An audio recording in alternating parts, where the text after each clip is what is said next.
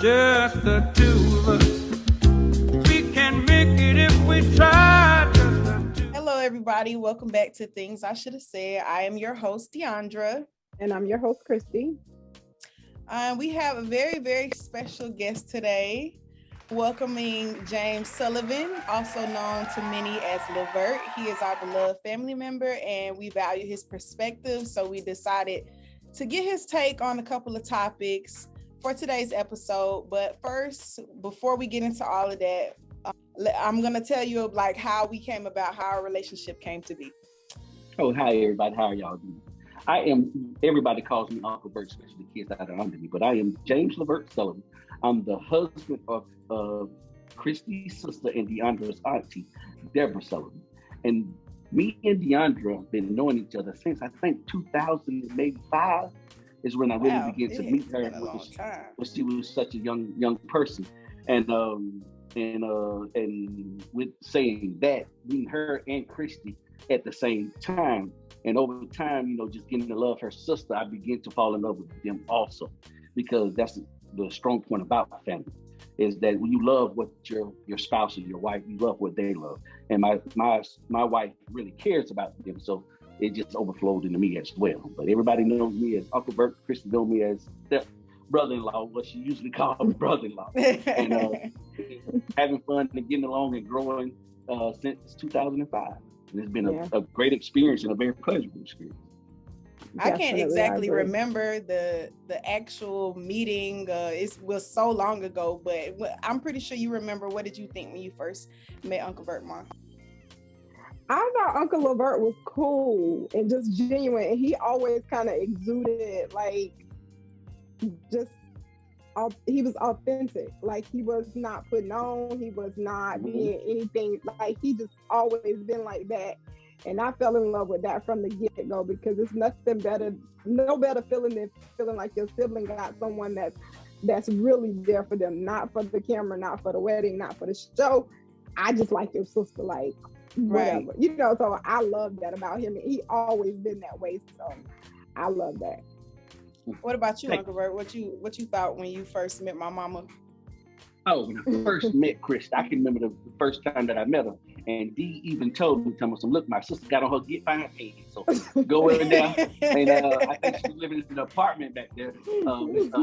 But I think when Hermie was living with Hermie then, such a long time ago. And I met her, and Christy, she didn't really pay me any attention, but she was just like, that's my sister's, guy now, friend now. But Christy had a good time. We had a good time over there, and over the years began to love Christy and have fun with Christy. And that was the main thing. It's one thing y'all gonna do is have fun. Yeah, Christy's really genuine. What you see is what you get. And like she said, like she liked that about me, I also like that about her. And just over the years, just growing together and laughing and everything, and it's just been a great experience for me. Right. All right. Now that we got all the formalities out of the way, I guess we can get into our first question. Our topic. We got one more question. How did I meet you? Who, me? Yes, you. I don't remember our first interaction. I remember the story because I wasn't there. Was this at the church playing the ball, throwing the ball? There you go. I was too small, so you're gonna have to tell the story because I don't remember it. Me and Dee was at church, and I was really into Dee. But I was also trying to find ways of getting close to Dee to actually be able to speak with her and everything. So you was always coming. So I said, that's got to be her daughter.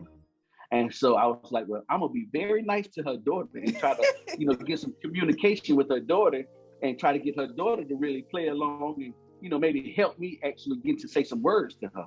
And me and you was outside. One time I remember is that you wanted to play sports. Now we was outside the church. Dee was doing something. And I gave you a ball and a glove and all that because my son was really heavy into sports. And me and you was out there just throwing the ball, and you was about the sorriest thing with the glove and the ball ever. And you finally caught the ball, and Dee walked out. I said, your daughter caught the ball, and Dee was like, who? And then I was like, your daughter, I'm over here playing when she caught the ball. She was like, that ain't my daughter, and left and went back in the church. And that's my first experience with Deandra. But I was a friend to Deandra then, just somebody to kick it with. But once Deandra found out that me and her auntie was getting together, ooh, the little head came out of Deandra. She did not want her auntie spending time with nobody but I think it took almost 2 to 3 years for DeAndre to get over that before she finally accepted it. And when after about 2 or 3 years, DeAndre used to come over and she used to give us a fit and have an attitude and all that because my kids were over and she didn't want to get no one-on-one attention and anything like that. And then finally, after like 2 or 3 years, she said, "I'm glad you with my auntie." And after that, me and DeAndre have been partners ever since. That is not a lie, no lie detected, because when I say I had to hear about it, she don't love me no more. Like, oh my God. So, yeah, you gave it all. Oh my goodness. Upset and hurt. I'm just like, I'm thinking my child was, I'm like, hey, you gotta let auntie have a mate. Like you have to. Like I wasn't used to that. She was not here for it because auntie was like this. So all right, so we're gonna get into our topic of the day, which is when is it appropriate for your kids to start dating and when should you have the talk with them, like the sex talk. Okay, so the reason why I wanted to have Uncle Vert on the show is because he was a young father of 2, his oldest being Alden and his youngest daughter Deja, we're all grown now, so we grew up together and all that stuff. So I just wanted to get his perspective on what it's like on the other end of the spectrum, you know, being a father of those 2 different sexes and, you know, the comparison between the 2. Okay, so being a young father too, I would say. Yeah. Being a young father. Very young, very young. Yep. Okay, so the first question is, when do you think is the right time to start dating for either one? Well, as far as like Christian, or how did you deal with it? It's 2 different perspectives. With my son being older, it really wasn't any thought really into it because me being a male myself, I knew exactly what he was going. There was no guessing game in it.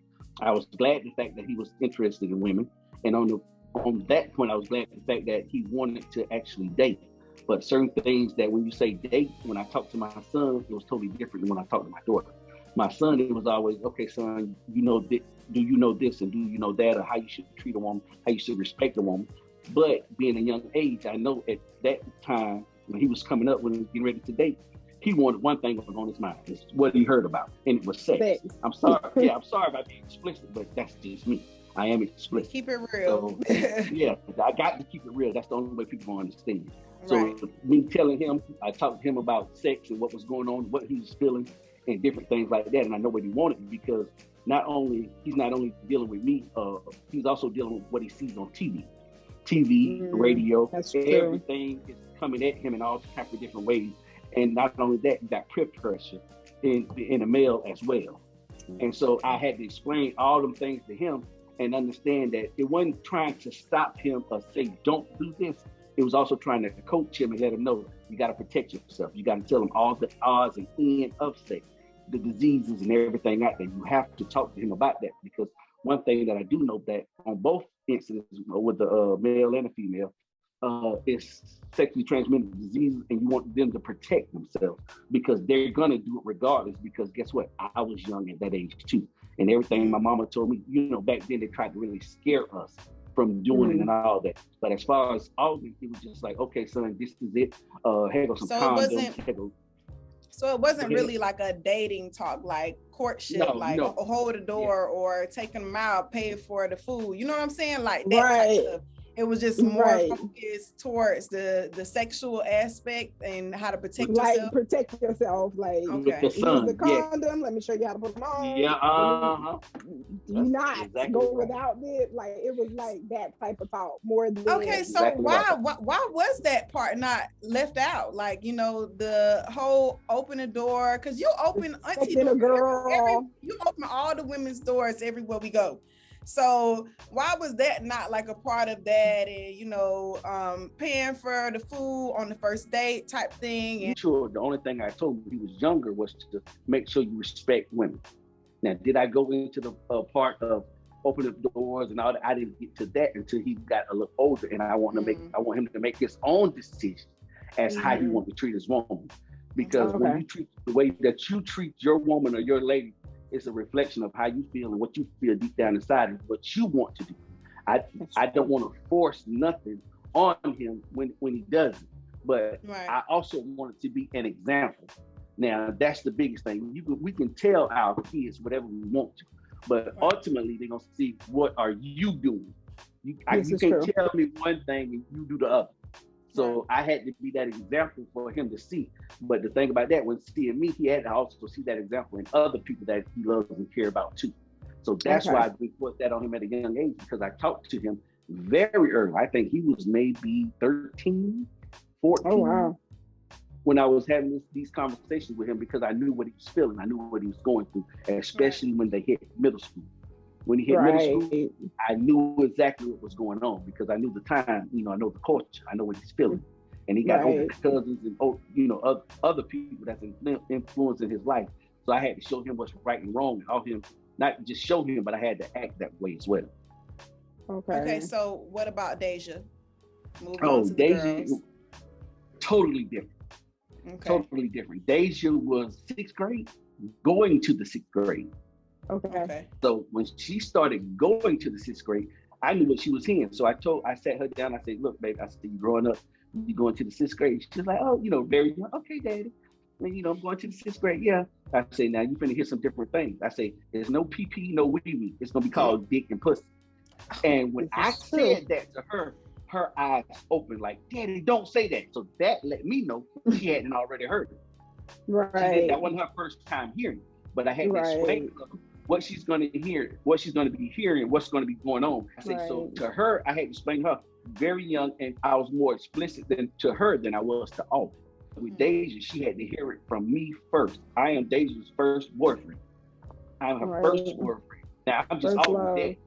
Yeah, I'm Alden's daddy, and I'm way more harder on a boy than I am a girl. So with Deja, I was her boyfriend, and she had to see in me what she needed to see in the person that she's gonna choose down the road. But when she was in 6th grade is when I had to talk with her about parts she's gonna be hearing and different things she's gonna be hearing to get her comfortable with that. So what about you, Mom? Like, when do you think is the right time to start dating for your kids, or what was your experience with me? I think you went on your first date at was it 15? I forgot the little boy's name. His mom took you guys on a date. It was Rashawn. There we go. That was his name. It was Rashawn. And you was 15. It wasn't that, to me, it was easy. He had been respectful. It's not as if he, or at least as far as I know, I hadn't seen any problems. I think 15, I think you just gotta be mindful. Like, no matter what I went through at your age, what you gotta realize is, okay, think about it. At your age, I was already pregnant. So what I knew to be true was, at a certain age, your body is gonna start doing something. It does not matter what I'm ready for. Your body is gonna change. A girl's body, just like a boy, you're gonna naturally your body's gonna start reacting different to videos that you see. Your body's gonna start reacting different to boys that you meet. And what I know for sure is, eventually she gonna do something about it. You know what I'm saying? No matter what. So you didn't think in your head to warn me about what was your uncomfortableness? Because you've always been so uncomfortable with talking about sex, especially around that time. You were it's you was just, it was something that we didn't really discuss that often. Probably. Is it because you got pregnant so young and you just didn't want that for me? Because to me you was precious, and I knew you didn't know how precious you was. A virgin, a girl you're not tainted, because your thoughts and opinions are still yours. But once you're with a boy, that shit changed. Once the boy kind of can, because after you start having sex, girls we're easily led down the wrong path when it comes to, once we start giving our body away. So for me, I felt like she's so precious. She don't even know, it's not just your sexual part. It's just you're young and your mind is still young. And I didn't want you to lose that innocence, because I just didn't want me to go boy crazy or right. And I knew the troubles that came with that. And I also knew the STDs that came with sex. I also knew the women issues that came with sex. Me, it was just a hard topic to have, and this is a topic me and my mama never had. So it was just really uncomfortable for me. I'm talking about your mama, your grandma was like, are you having sex? I know you having sex. I legit didn't know what sex was. She made me curious about sex because I didn't know. So now I'm looking up sex. I'm trying to figure out what is it and why she keep accusing me of having it. You understand? So that made me curious about having sex. So I didn't want to put it on the forefront of your brain if it wasn't there, you know. So so you thought that it was going yeah, no, that didn't work. I know what I did, so I didn't want you to do the same. So like my mama really made me curious about having sex and why do I need condoms? What is this condom thing? She kept like, if y'all need these condoms, y'all better get them. What is this condom? Like I literally blew it up like a balloon. I didn't know. You know, like after I'm like, what is this? Why? You know, I didn't know. So I was so ill-equipped. Honestly, by that, I was so ill-equipped to talk to you about sex. I didn't know. I didn't know how. Me on the receiving end of it, you wanted me to be honest with you, but I felt like I couldn't because you was like, anytime I told you any of my feelings about dating or sex, you would just like I think you panicked and you just kind of like lashed out at me, and then I'm like, okay, can't tell her anything else, so I'm gonna be sneaky. So that's the answer to that. So it was just like on my end, I guess I kind of felt bad about it because I wanted to be honest with you. Like I wanted to tell you everything that was going on, but I just knew that you couldn't handle, you know, anything, any secret, any sort of thing that I was doing, like anything that I might need advice about. I don't think you could have handled it. I don't think I had anybody in my life that I was able to talk about that stuff besides friends, which are the worst people to get advice from about that. Okay. Lavert, you remember the open forum we did? Wasn't that for her 15th birthday? Remember we did an open forum and we allowed you girls. I felt like that was very open of me, allowing you girls like, okay, the open forum was y'all put questions into a bowl and we didn't know who was asking the question. How many of y'all? Was it 4 or 5 girls? Something like that? 4 or 5. Oh, okay. And we let you guys ask us all the questions that y'all wanted to ask. And I thought it was helpful. It was helpful. Uncle Vert was helpful because he was actually trying to like give us like all of the things, like how to put on the condom, like how to, you know, what this means, what that means. He was more than, you know, willing to answer any question that we had. But I just think it was, I don't know. I feel like I should have been talked about it way before then. Like I should have. It was too late. Like I had already kind of had my you know, I done seen TV. I done got this impression in my head already. So it's kind of like, you know, trying to write over something that's already been written. Like it was too late at that point. And I think you was just a little too awkward about it. Like it was just like this. It was taught to me as this bad, shameful thing that like I should just suppress and like I shouldn't be involved or, you know, want to do this thing because I'm not ready and it's so bad and it's so like, you know, like it was just like put so much shame around it. So I felt like I had to hide it. You know what I mean? So it was that was just my experience with it pretty much. Yeah, you were self, but it was very late at 15. That's way too late. Right. That's why I said I talked to mine at sixth grade, and then I gave Deja another talk when she started developing the breast and different things like that, and I knew what she was going to go through. So at that, you know, certain time when she developed, I gave her another talk that was, you wouldn't even believe it, but I think that's a couple questions done. I'll talk about it. You wouldn't believe the talk that I gave. Oh wow! How did she receive it? Was she awkward about it, or like was she just kind of like listening, taking notes type thing? Or yeah, she was in awe and wow because he knows this about me. That's I say we go down the line, but she was like, how do you know what I'm feeling and all this? and you just have it's a hard conversation, but you got to be upfront and have it. It's tough. It's tough, and then it's not only tough on me to give because I hadn't already been playing it in my mind and talking to myself how I'm gonna talk to her about it because I knew it was coming. But it's also tough to give, but it's also tough to receive. But that gave her the feeling of I can go to my daddy about anything. Like by you setting like how we said in the beginning, you were saying that basically you were just leading by example with teaching Alden how to be a gentleman and date. Do you feel like Deja received that same message when she chooses her partners now? Like, do you feel like she told me to this day. I talked to her boyfriend as well, and Deja was like, I look for my daddy and Alden in the man that I'm dating. She even put a post up on social media one time and said, between my daddy and Alden, a nigga, it's gonna be hard for me to really get a nigga that I like. Right. Because she feel like me and Alden are setting standards so high. Right. And that's what she's looking for. That's what she's looking for. And it's all. I think that's what most girls do. We look, whoever has been that influential male in our lives, we usually want to mimic that with our mate, because I definitely for a long time dated guys that was very similar to my brother in my eyes. So because to me in my eyes at that time he was a great guy. So to me so it's a normal thing, like what you see as a good guy, that's what you try to mimic.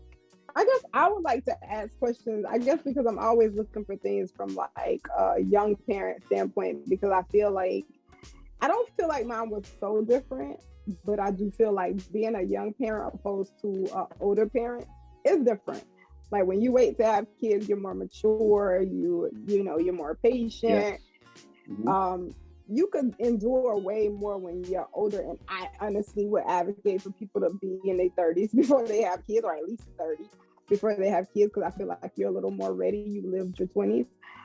Just being a young parent, what would you say, how do you feel like that changed who you are, like as a man and just as a parent? Do you feel like you would have been better older, or do you feel like I was young and this is just what I had to give?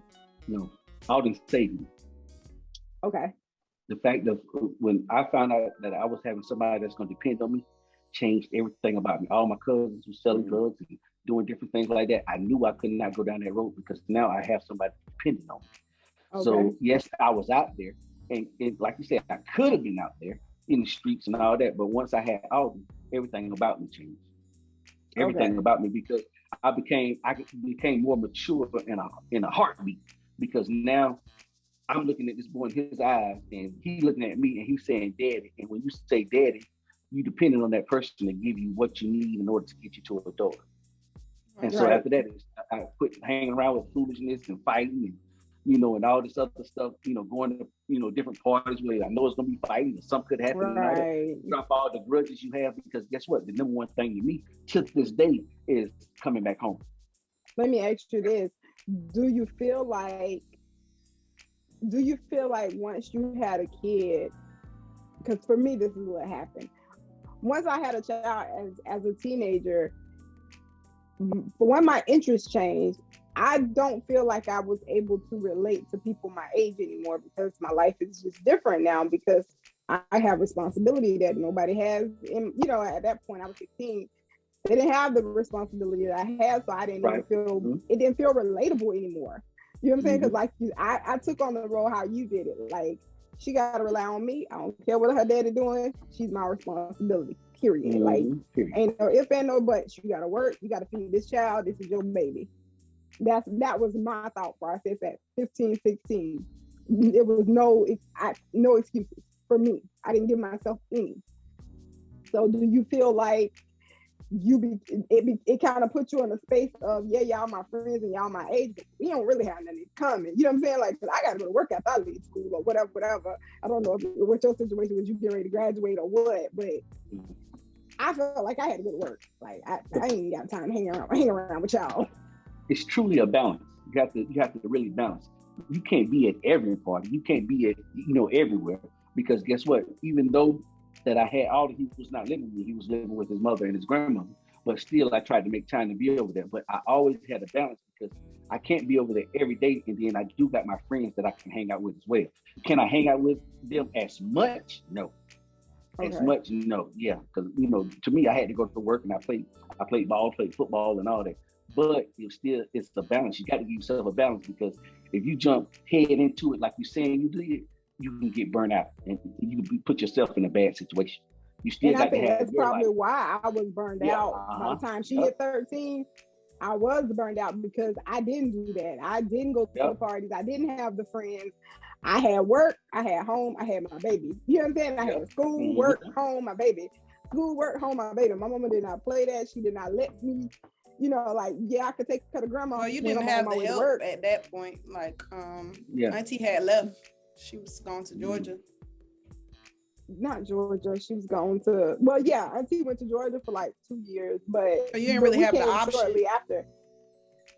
Well, no, we were still down in Florida, so you still had Grandma Bora. You had, so I had options at that point, but it was just, you don't drop your. My mom used to be like, don't you drop your baby off to my mama's house if you ain't going to work. You're not finna just be using her to babysit while you out and about. So you was on my hip if I was out and about. It was no drop you off, but that saved me too. I probably would have had 10 kids. You know what I'm saying? Because I didn't get a break. I just take your baby with you. So I had her. That's tough. That's all. But I think too though, that's the difference between men and women. You know what I'm saying? Like most of the time the women don't bring it home. Break. Yeah, we don't bring it home. Right. We don't bring it home. That's why you talk to men and I talk to Alden one way and talk to Deja another way. This is true. Because Deja is going to bring that baby home. All right. So for this week, we'll be discussing an interesting clip. Another clip from the show, the NBC show, This Is Us. This is our favorite show. We love that show. I'll go first. I don't think that Malik and Deja should be dating. We can agree on that? They're just kids. If it's about the school, kids skip school sometimes, right? Didn't you? No, but that's only because Haynes Academy had a very strict attendance policy. Every school does. And that's not the point. What is the point? Do I have to be the one to announce the elephant in the room here? I'm sorry, I didn't know there was an elephant. Please announce it. Your son has a daughter. Okay, but you knew that when you let Deja go to the movies with him last week. What movie? Deja didn't go to any movies last Yes, week. she did. Malik told me she went to the movies with him and his friends. Are you kidding me? So she's sneaking around now? Not surprised. Okay, you know what? You tried it with me earlier, Kelly. I'm gonna need you to not make it a habit. Your problem is not with me, okay? Your problem is upstairs. No, our problem is that Malik is too experienced for Deja. She never lied to us before she met your son. And my son never cut school before he met your daughter. All right, so can we all just agree that the two of them are not good together and leave it at that? I don't think anyone here wants an unplanned pregnancy. Oh, please. Malik is not having sex with Deja. And you know that how? Because he told you? Did he tell you that about Janelle's mother, too? Back. Come on. All right. Look, obviously, you're not catching us at our best. But Deja came from a tough situation. We brought her out of it. And frankly, we're a little concerned that her spending time with your son will take her right back there. Where's that? Nothing. Forget it. No. You were saying something. Yeah. I what? Finish up. I mean, Our son's gonna drag her right back where? The hood? that's not what I was trying to say, all right? What are you doing? I saw you eyeballing my tats earlier. These ain't decorations, bro. I earned each and every one of these living that life for real. But that's all behind me now. You can choose to see me and only see my mistakes, or you can choose to see something different. Just like you can choose to see our son. As a kid from North Philly, teenage father. Or you could choose to see a straight-A student. A sweet boy that loves to make his mother and daughter smile. But what you're not gonna do is write him off. I ain't having that. I'm sorry.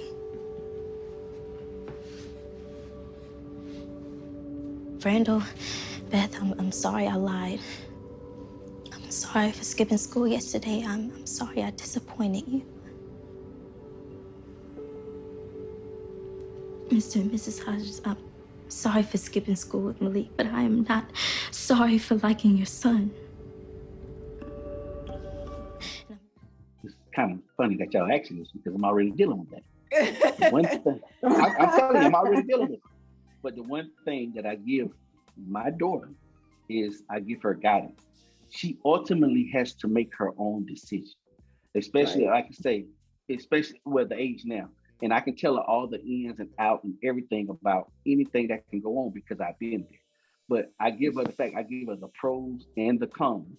But one thing that I stress on her is that you got to put yourself first. You have no responsibilities. Now, I don't care who you dating or what they got going on, or their mama this way, they dad this way. That's not your responsibility. Your responsibility, the number one thing is that you are happy and you're taking care of yourself. So guess what? If you dating this boy and he's got a child and all that, and you feel like you being pulled down, why would you put yourself in that stress when it's not your responsibility? Right. Now, if you dating this boy and you are happy with everything, I can understand that. But you got to know that you got to put yourself first. And you nobody's mother. You're not married to him. You're nobody's stepmother. Right. I said you are very young, and you got to know what's right and what's best for you. You know your goals. Me and you done talked about your goals and all that. The only thing that can stop your goals is that if you have a child, not somebody else's child.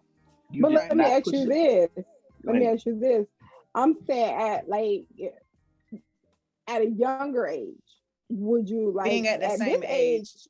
At this age, you kind of have very little control because she's in college, she's off doing her own thing. So you're talking about in high school or something like that? If your child was in high school and she is dating a boy in high school, but he has a child and he's a little older, so to me that says he got more experience. He's into different things, because if you already doing it, you into different things. You on another level. If you ask, and you're trying to tell everything you see, and so my daughter would be a part of that. So it's a no for me. So guess what? You explain that to your daughter. And I told my daughter, she used to always say, "Well, Daddy, I got a boyfriend." I used to always say, "No, you got a friend that's a boy." I said, "You are way too well on into high school." I told her this. I kept telling her this. You got friends that are boy. I say, there's no need to settle down with a boy in a relationship and all that when you're so young. You got so much going on. I say, you don't even need that stress in your life, because more than likely you're a woman, you're going to love too hard. And I know you, and because of me, we love hard even at a young age. And guess what? When things don't go your way, you're going to be all mad and upset and crying and all that. Why put yourself through that? Pace yourself. Take your time, especially if he got a baby. He got to put that baby first. You cannot be first in his life unless you marry him. And guess what? You cannot marry him. Right. So you're not going to be first in his life, even though when women see that is very attractive. Say, oh, he loves his child so much. That's the type of man that I want and all that. Men, we can use that to play in our favor. So I had to give it to her raw and uncut. I was stressing on earlier, I know this is a little bit off topic. I was stressing earlier when Deja got to the point of feeling, I knew she was ready for sex. I sat her in the backyard and told her, I said, look, you developing. I said, I even told her this, and this Deja was like, she'll never forget the conversation. I said, I know you're looking at this boy, so-called her friend. I say, your pussy getting wet, you feeling all these tingles over your body, your nipples getting hard, and you think this boy is really doing it for you. And I had to explain to her, it's not the boy. I say, you just going through puberty, and that's what women's body go through. So guess what? If you want to talk to this boy, you could be feeling this way looking at a video or a man on TV or anything and feel it this way. It's just what your body go through. So don't give nobody power over you because you think they making you feel a certain way. It's not the boy. It's just the time and period in your life and what you're going through. I want her to understand that. Now, did I tell her, don't have sex or anything like that? No, I cannot tell her what to do. I can just explain to her what's going on. I tell my kids to this day, I don't care what you go through in life, I'm gonna talk to you. But if you're not gonna come back to me and say, Daddy, I didn't know. I told all of you, you get locked up because you was messing with an underage girl. You can't call me from jail and say, Dad, I didn't know, because I explained everything to you. When you got to the age of 16 and 17 and driving a car, 18 and you picking up girls from high school, I explained everything to you. I didn't hold back. And Deja, when I had that conversation with her, she was shocked. that my daddy know what's going on inside of my body, and I'm not really understanding. Yeah, So I didn't get the that talk. the uncomfortable conversations you have got to have with your kids. I'm not saying that I can talk to anybody, but my kid, my flesh and blood and stuff like that, I will have an uncomfortable conversation and will make them listen. Now, what you take from it is you, but me, you're not gonna come back to me and say, Dad, I didn't know. Right, right. That's a good way to approach. Do you feel the like situation. It was important? Let me ask you this though. Do you feel like it was important to tell them or talk to them that way because it wasn't a conversation you had with your parents? Yes, yes. Okay. And like I say, sometimes the parents that you get are there for a reason. You can critique your parents on how you was raised. And then you also can say, well, I was raised this way, but you could also make changes to say this will be a better way in doing it. We can sit and blame our mamas and daddies for any and everything. They were just going off of how they was raised. Right. It's up to us to change it. We have to change it. That's true. That's completely up to us. That's completely and honestly, like all of the experience that I've had, all the mistakes that I've made, honestly, I've learned from them. So it probably was best that I had to learn the hard way versus being told, and that's just something that I'll implement when I do decide to have children one day, is to be more, sex positive with them and talk to them about it and, and all of that stuff. So, okay. So this next segment is called Show Up For Yourself. Let us know some goals that you had from last week and 2 goals that you have into this upcoming week. And, like how you plan to go about it. When you Mom, say you can goals. go first. Goals, like some things that you're working on. Yeah. Oh, okay. Yeah, gotcha. You always should have goals and working on something. Yeah. Right. So I think the last time we left off, my goal was to contact another beauty supply owner and see if she would like to order product with me. I did call. And how did it go? The phone was I don't know if it was disconnected or what, but I did not get in contact. But that's still my fault because I could have drove out to the beauty store. You know what I'm saying? So I'm still at fault, and I think that was still me and my nerves. Let's be clear. Okay, so I did not get in contact. So that is a goal that I will continue on for this week because I did not reach anyone. So and it's only 2 other black beauty supply owners in this area. So I only have 2 options. So that is something I will continue on for this week. I am going to build up the nerves. I'm going to make contact and I'm going to get a yes or no. Well, pat on the back for at least picking up the phone and calling. I'm proud of you. Right. Because I know you were so nervous about that. So good job. But make sure you go to the store in person or something if you got time and actually ask the lady. No, I definitely have time. It's just me. But I need to go ahead and do this, and I'm gonna accomplish this goal this week. Okay, good. Got this. My goals from last week was to I guess keep up like with this eating life, this new lifestyle change that I'm on, and so far I've been doing okay. This week wasn't that great because I got thrown off. I got into a car accident, and then like I ran out of the supplies that I needed. So we're just gonna trash this week and just move on to the next week and act like it didn't happen and kind of, get back in the groove of things and get back on track. So new week, new goals, right? Reset. What about you, Uncle Bert? You got anything that you've been working on? One goal that I have been working on is being a lot more patient with my wife, because after 17 years of dating, you can kind of lose a certain thing and stuff like that. So even though I can feel a certain way, but it's all in about pushing and keep going to try to communicate with her more and try to understand the way she thinks. Y'all know your auntie and your sister crazy. So that can take a lot of time itself, but that's always a goal that I have, because in life we got memories, and the main thing that you want to share your life with the people you love. I call my kids a lot more. I call Marcus and Momo and my nephew and nieces. I call them a lot more to see how their week going, and if anything I can help them with, or just talk. And me and Momo actually talked about her boyfriend, her situation that she talked to me about. She said she never talked to me about, but I felt good about that, because the main thing and the great things in life is the people that are around. And we got money, we're gonna eat, we're gonna have food, we all know that. Right. But the main goal is to try to, even last Monday, I went out there and just sat with my mama. I was off and just sat with my mama and talked to her. And she was on the phone talking, I can't talk right now.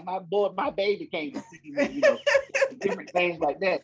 We want that to be positive, because in the end, that's all you really have. Just like the show y'all doing right now, just to spend time, like Krista said at the beginning, you know, I want to spend time with my daughter, even though she's 2-3 hours away, but you can still spend time like this and begin to understand each other. That way, when you hang up, you can still love on each other, even when your mama and Augusta and all that, you feel good about talking about it.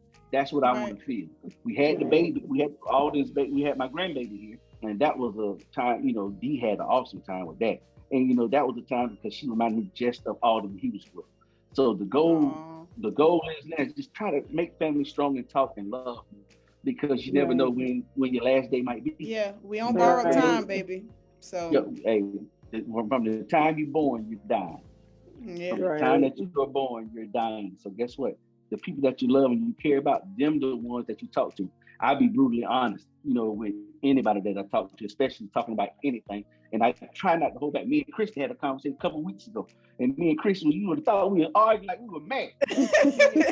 That's how y'all talk, like, though. Yeah, but hey, that's understandable. It's just like I try to understand her. She try to understand. We don't understand each other all the time, but the fact that we can talk and Dee be like, why are you even talking to her? I said, Dee, because I love her. I said, that's just it. I said, and the reason why I love her is because of you. That's why I love her. So I said, that's the thing about it. I said, I don't know if I'd be right, I don't know if I'd be wrong, but the fact that we're talking, that is the best thing to me. If you can talk. Right. Those memories. Those memories. Talk, because and the growth that take place, like, because while you're talking, people can take something and grow from it. You know what I'm saying? Even like it might not be in that moment, but maybe later, maybe you know. Sometimes it may take 4-5 months later, or when something happens, you can be like, damn, I done heard this before. Right, and it make a lot of sense. Make a lot of sense. It may not make sense then, but when people can talk, especially when you love each other, when people can talk, hey, that's the greatest thing. So that should always be a goal. Always should be a goal for everybody. Love the ones, the kids, and different things like that. It all in 2.5 hours away from me. Deja 9 hours away. So when Deja called me and she was, oh, Dad, let me tell you this and let me tell you that, I never hang up on her. I mean, like, David talk to me, tell me what you, and she would tell me all types of stuff. And I just basically try to get my input and stuff like that. But you know, I'd be like, and she was like, well, okay, Dad, and I'd make the work, I'm gone. So the fact that she can get up and go to work and want to talk to me while she drive to work, that's special. That's an accomplishment. That's an it. accomplishment, though, because like for your kids to feel connected to you enough to pick up the phone and just talk to you. I don't care if it's something you don't want to hear about. You know what I'm saying? Like, but they feel comfortable enough to come to you and they want to communicate with you.